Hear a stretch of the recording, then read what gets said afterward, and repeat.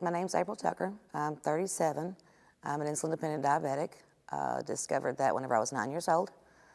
Have had lots of diabetic problems and complications, starting with kidney failure, hypertension, so on and so forth. A lot of these things that they don't tell you whenever you first are diagnosed, you tend to think diabetes, no blood sugar, don't eat sugars. There's a lot more to it than that.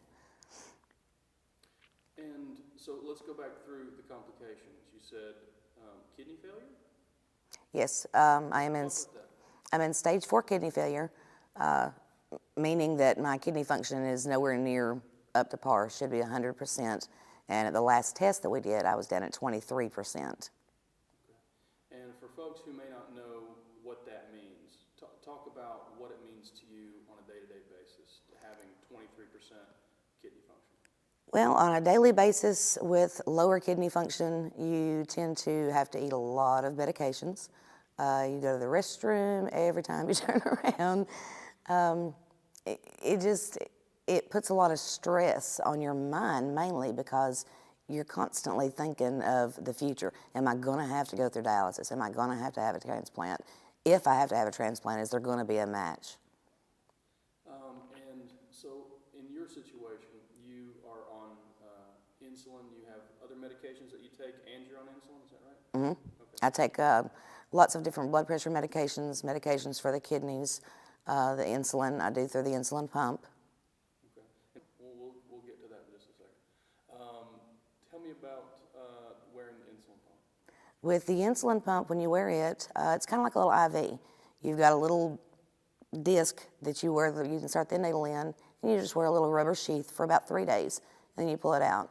It continuously gives X amount of insulin that yourself and your doctor coordinate together on your daily doses, because everybody's is different. And then you also, whenever you check your blood sugar, it will read to the insulin pump, and they coordinate to each other on keeping your blood sugars at a more definite rate of where it should stay. It sounds like pretty complex technology. It is very complex technology, but it's actually very easy to learn. I'm terrified of computers. I don't know anything about computers, and this is probably one of the easiest things I have ever dealt with. It tells you exactly what it needs you to do.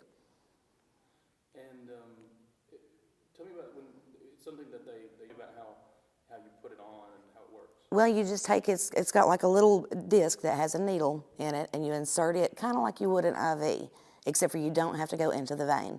And then you pull the needle back out, and you just wear the little rubber sheath inside for about 3 days, then you change it. Okay, so is it like it got like an adhesive on it, and Mm-hmm. it just kind of sticks in place? It's got like a little tape on it, yeah. Okay, cool. And so when you first found out that you were going to have to use the pump, you first found out that you started taking insulin when? I started taking insulin when I was 9 years old, Okay, and so I was doing the time injections. the time you got the diagnosis, diabetes, they basically said, at this point, you need to go on insulin, so you were doing injections at Right. first, and then at some point they switched over to the pump? Right. We switched over to the pump. I've been on the pump now about 6 years. Insurance made it a little easier to get the pump, and it does a lot better for control. My blood sugars have run a lot tighter control. I was taking 6 injections a day when I was doing the injections, and it's just a lot more freedom, and the control is much, much better. And so when you were a kid, you're 9 years old when you got the diagnosis. Before that, do you remember what it was like before that? No, I don't really remember anything before diabetes because I was so young. And what was it like being a kid, being a teenager with diabetes? Being a kid with diabetes, it was kind of, I don't know, it was very scary, for one. You always felt like somebody had to be watching over you. Of course, I was 9, and most parents are watching very closely over their 9-year-old children anyway. But once you get to about 12, this little kid wants to kind of come out of the butterfly shell and become a little more independent. That makes it a little hard. Plus, all the changes that, your natural human body goes through, that is not much fun on the blood sugars at all. Sorry, give us 1 second. I forgot to flip the light on.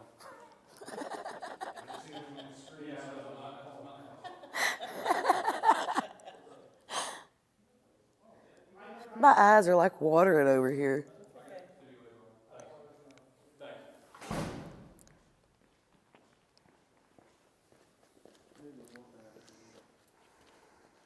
Um, okay, so when you got, let's start over with that answer. You got started about 12 years old. You started to want to do things. Yeah, Whenever. What was that like? as you're growing up, you want to do other things, but you've got to be really careful. And you tend to think that you're invincible. You eat a little of this and cover it with a little bit of that insulin. That's what causes problems that you don't see on the meter.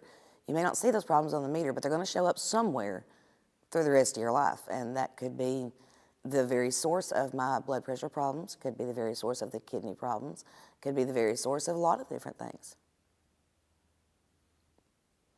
When I hear you say that, it sounds like you might think that where you are today is partly your fault. You feel Not necessarily my fault from where I am today. We've learned a lot more through medical technology and the studies and this and that and the other, and that's put us a lot further now than what we were then.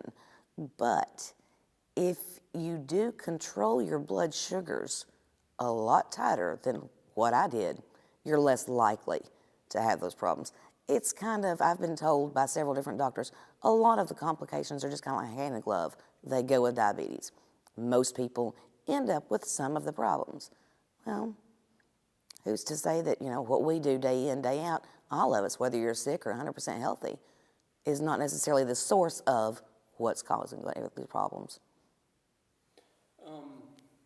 So when you have diabetes, you're obviously at a greater risk for kidney problems. Can you tell me when you first started to hear from your doctors that you were having problems with your kidneys and that was something that you're going to have to look out for?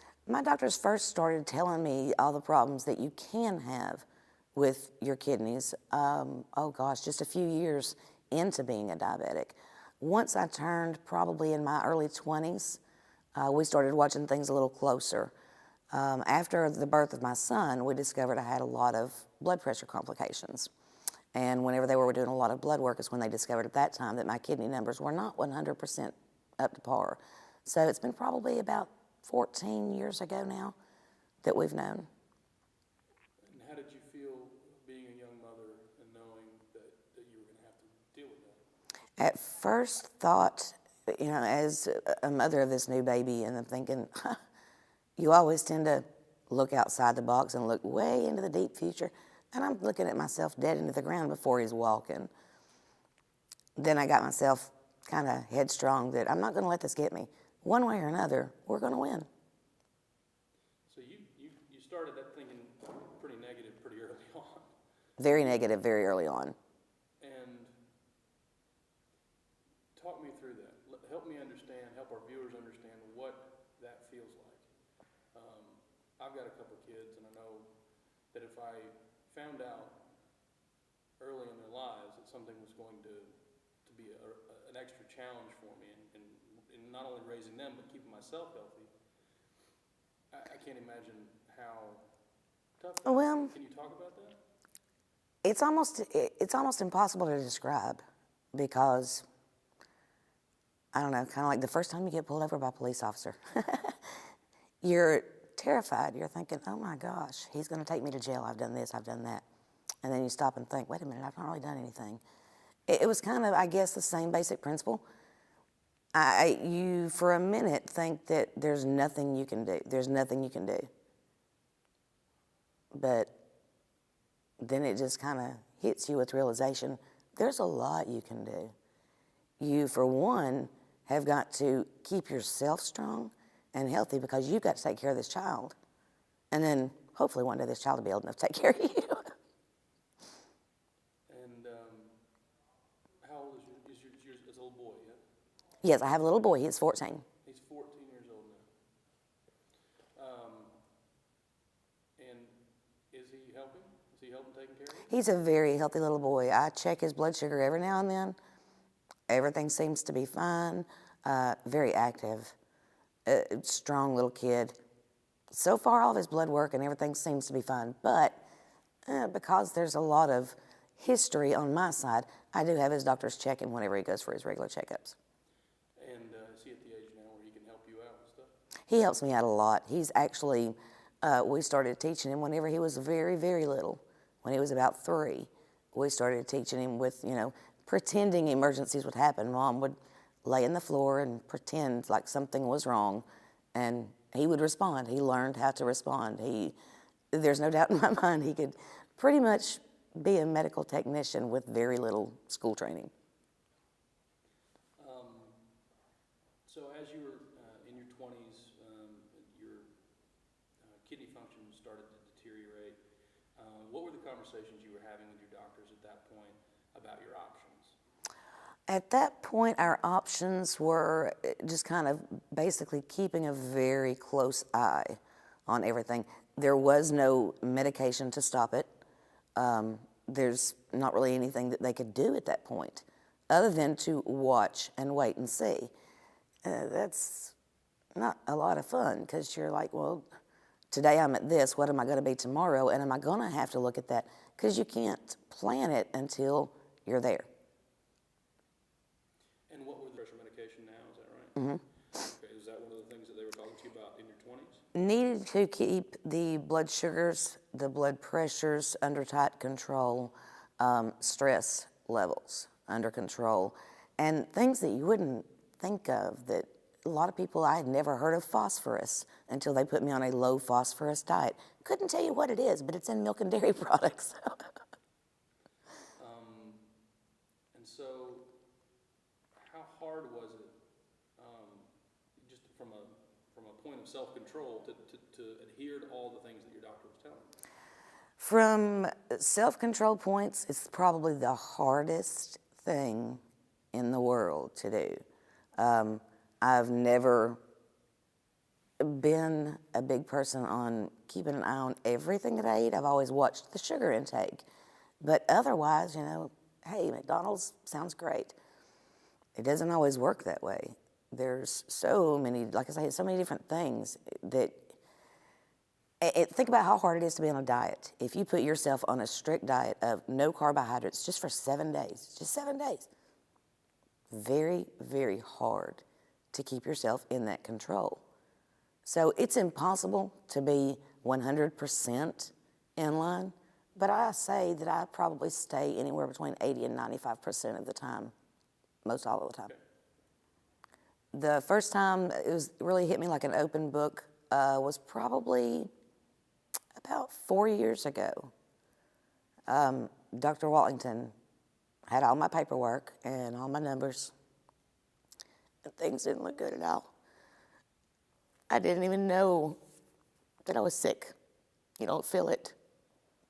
It's not something that, like, you wake up with a stomach ache. You don't know until it hits you. And I was looking at having 12% kidney function left.